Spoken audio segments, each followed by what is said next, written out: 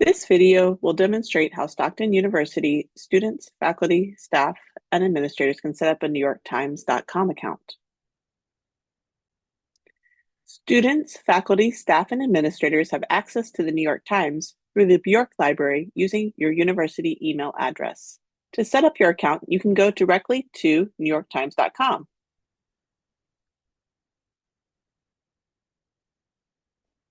Click the Login button located in the upper right of the NewYorkTimes.com homepage. Enter your Stockton email address, either ending in go.stockton.edu if you're a student, or stockton.edu if you're an employee. Create a password. To fully activate your account, you will need to go to your email and click on the link that has been sent from the New York Times.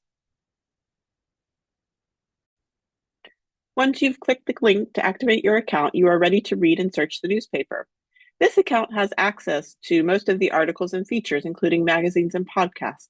However, there are some limitations. The account does not include all of the content from the athletic, Wirecutter, and cooking sections. It also does not include access to all of the games. You can select to continue without upgrading, or you can choose to pay for an upgraded subscription. To read the current edition of the paper as it was published today, click on today's paper in the upper left under the date. You can also select different dates all the way back to 1851 to read the paper from those times.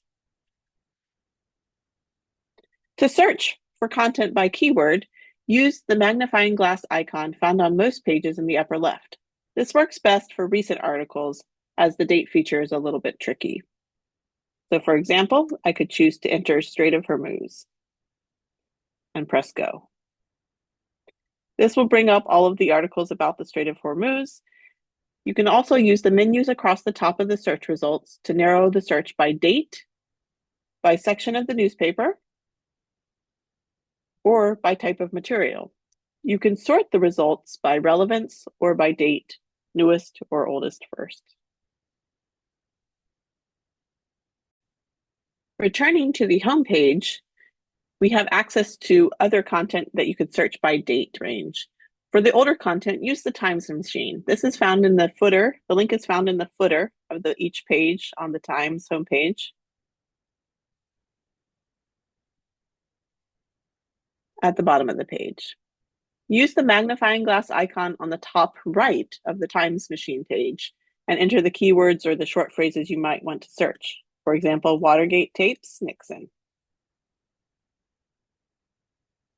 You can then change the date range by year, by month, date, and year. You do have to use a full date for each one.